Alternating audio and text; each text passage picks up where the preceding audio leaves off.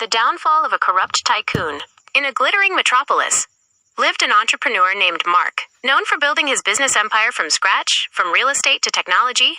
He was a respected figure. However, behind his charming smile and expensive suits, lurked a cunning nature that was the foundation of his success. Mark was no ordinary businessman. To reach the pinnacle, he used any means necessary, including dirty tricks. He had no qualms about bringing down his competitors by spreading false rumors, exploiting legal loopholes to seize land from the poor, and bribing officials to facilitate his business. One day, he heard about a remote village rich in natural resources. Mark decided to take over the village and turn it into a new gold mine for his company. However, the land in the village was the source of life for the farmers who had lived there for decades. With the help of a cunning lawyer and corrupt officials, Mark managed to manipulate documents and unilaterally take over the land. The farmers were evicted, and their homes were destroyed. Despite protests, Mark didn't care. For him, profit was everything. But his crimes didn't stop there.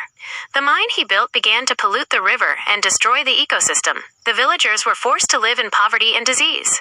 Yet Aditya remained untouchable, hiding behind his wealth and connections. One night, something unexpected happened. Mark received a mysterious letter with no return address. It contained a threat.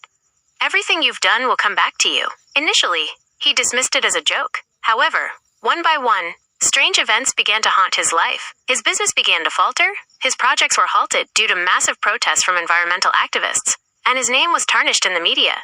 Even his trusted people began to abandon him. In his home, he often heard the cries and screams of the villagers whose land he had destroyed, even though there was no one there. Fear began to grip him. He tried to seek protection by bribing officials again, but it was all in vain. The people he had once trampled began to rise up against him. Mark was now a wanted criminal, and his wealth was confiscated. Worse, he was haunted by an unrelenting guilt. At the end of his story, Mark lived in isolation, alone in a small house far from luxury. Every night, he lay awake, hearing the echoes of his sins calling out to him. He finally realized that everything he had achieved through evil had only brought destruction, not only to others, but also to himself. Moral of the story: evil may bring temporary gain, but justice will eventually find its way.